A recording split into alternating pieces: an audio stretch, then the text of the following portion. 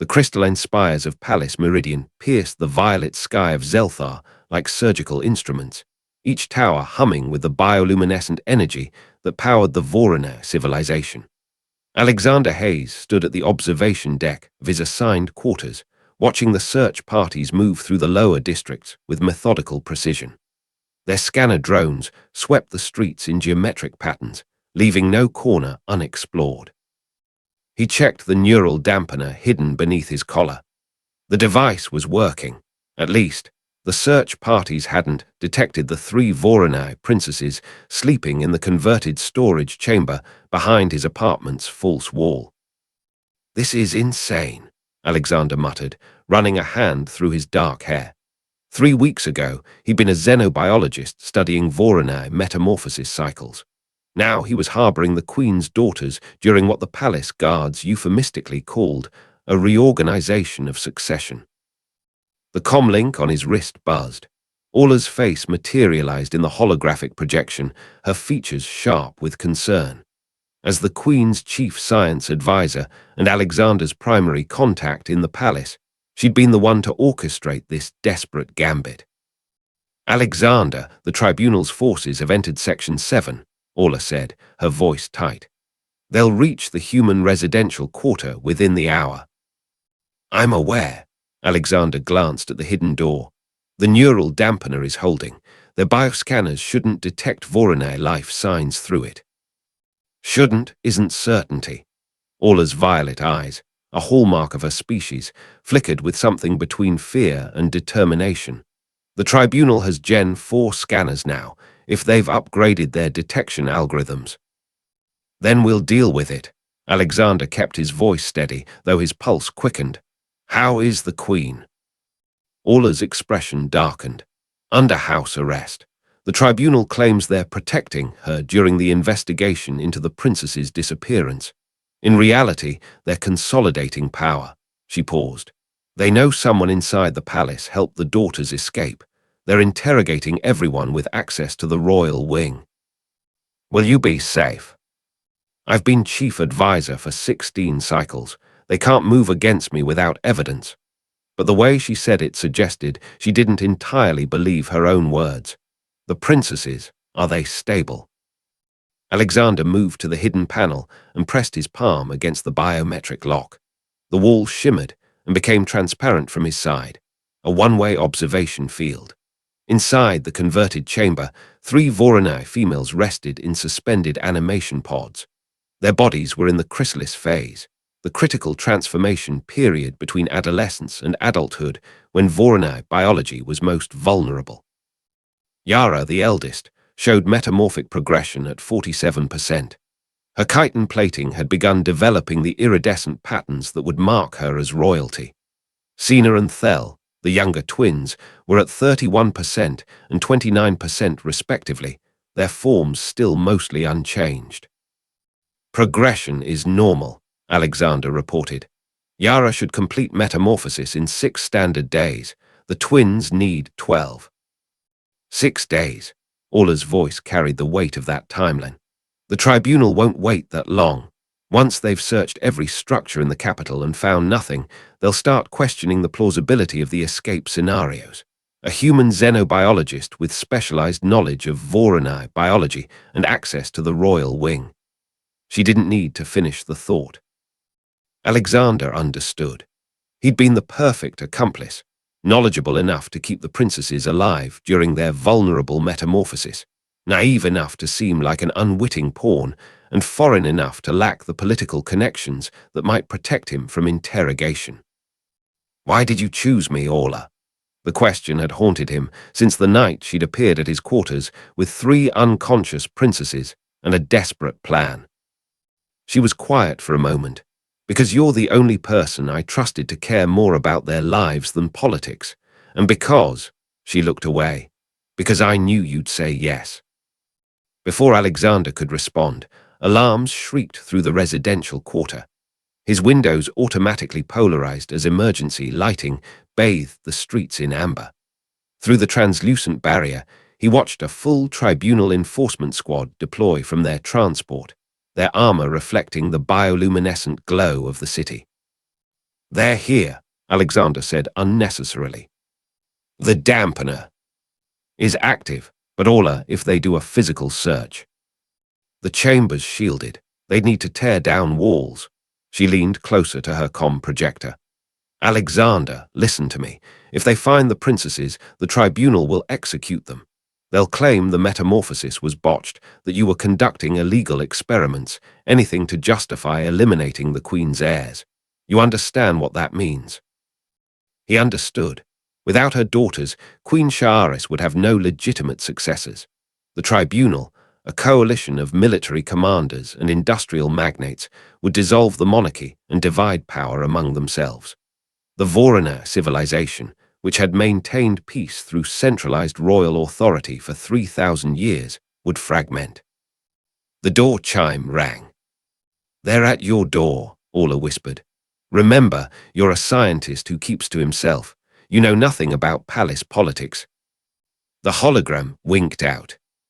Alexander took a breath, deactivated the one-way field so the wall appeared solid again, and opened the door. 6 tribunal enforcers stood in the corridor, their armor's active camouflage systems giving them a predatory, semi-visible appearance. The lead enforcer, a female with the rank insignia of a sentinel, stepped forward. Alexander Hayes, xenobiologist, Earth-assigned researcher on Zelthar. Her voice came through her helmet's modulator, stripped of inflection. We're conducting a mandatory search of all residential units in this sector. You will grant us immediate access. Of course, Sentinel. Alexander stepped aside, keeping his movements calm and cooperative. What are you looking for? The Sentinel didn't answer. Her squad moved through his apartment with practiced efficiency, scanners sweeping every surface. One enforcer paused at his work terminal, examining his research files. Another opened his personal storage units, cataloging contents with bureaucratic precision. Alexander watched them work, his heartbeat thundering in his ears. The hidden chamber was 3 meters away, concealed behind what appeared to be a solid structural wall. The neural dampener would mask the life signs, but if they decided to check wall density, if they brought in penetrating radar. Your work involves Voronai metamorphosis, the Sentinel asked, studying his research credentials on a datapad. Yes, I'm studying the neurological changes during the chrysalis phase. It's fascinating work, the complete restructuring of neural pathways while maintaining consciousness and identity. You have access to the royal wing. It wasn't a question. Alexander nodded. I was granted limited access to observe Princess Yara's early metamorphosis, standard research protocol for developmental studies. When did you last access the royal wing? 23 days ago, before the princess's disappearance. The lie came easily. Orla had coached him thoroughly. I was informed my research access was suspended during the investigation. The Sentinel's helmet tilted slightly, an almost avian movement. Did you notice anything unusual during your time in the royal wing? Any individuals who seemed out of place? No, Sentinel. Security there is extremely tight. Everyone I encountered had proper authorization. One of the enforcers called from the sleeping area. Sentinel, we've found metabolic suppressants and specialized nutrient compounds. Medical grade. Alexander's stomach dropped, but he kept his expression neutral. Those are for my research subjects. I maintain a small laboratory population of Voronai analogues, primitive species with similar metamorphic processes. The suppressants prevent premature transformation during study periods. The Sentinel approached him, her armored form imposing in the confined space. Show me these research subjects. This was it, the moment where his preparation would either save or condemn him. Alexander led her to his secondary research room, where a dozen transparent enclosures housed small, insectoid creatures native to Zelthar's equatorial regions. They were indeed Voronai analogues, undergoing their own crude metamorphosis cycles. The Kreltii beetle, Alexander explained, falling into his lecturer's voice. They share approximately 40% genetic similarity with Voronai. By studying their transformation in controlled conditions, I can isolate specific metamorphic triggers without requiring constant access to actual Vorona subjects. The Sentinel studied the beetles, her scanner analyzing their biosignatures. After a long moment, she stepped back. The compounds are consistent with your stated research. Alexander allowed himself to breathe. The search continued for another 20 minutes. They examined every piece of equipment, every storage container, every potential hiding space. But they never questioned the structural integrity of the walls. Why would they? The building's architecture was on public record. There were no hidden chambers in the design specifications. Finally, the Sentinel gathered her squad. This residence is cleared.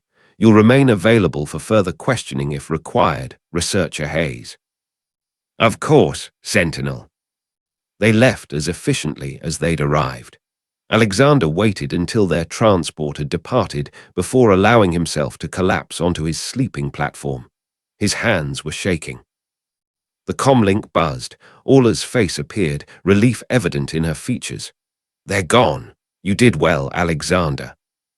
That was too close, if they'd. But they didn't. Her voice was firm. 6 more days. We just need 6 more days for Yara to complete metamorphosis. Once she's stable, she can be moved. The Resistance has prepared a safe house in the outer territories. And the twins. They'll follow when they're ready. We move the daughters one at a time. It's safer than trying to transport all 3. Alexander looked at the hidden wall, thinking of the 3 lives depending on him. 3 princesses in chrysalis, vulnerable and unconscious, while the palace above them tore itself apart in a struggle for power. Orla, after this is over, will things go back to normal? She smiled sadly. I don't think normal exists anymore, Alexander. But if we succeed, if the princesses survive and the queen retains her authority, then maybe we'll build something better.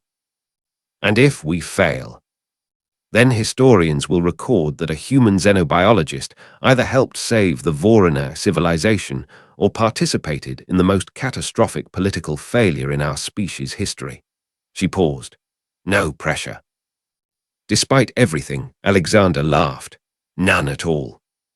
As the violet sun set over Palace Meridian, casting long shadows through the crystalline spires, Alexander Hayes returned to his vigil. The search parties continued their systematic sweep of the capital, moving from sector to sector, structure to structure, searching for 3 missing princesses. They would never think to look in the quarters of an unassuming human researcher, behind a wall that wasn't supposed to exist, where 3 Voronoi daughters rested safely in their chrysalis pods, slowly transforming into the future of their civilization. 6 more days. Alexander could manage 6 more days. He had to.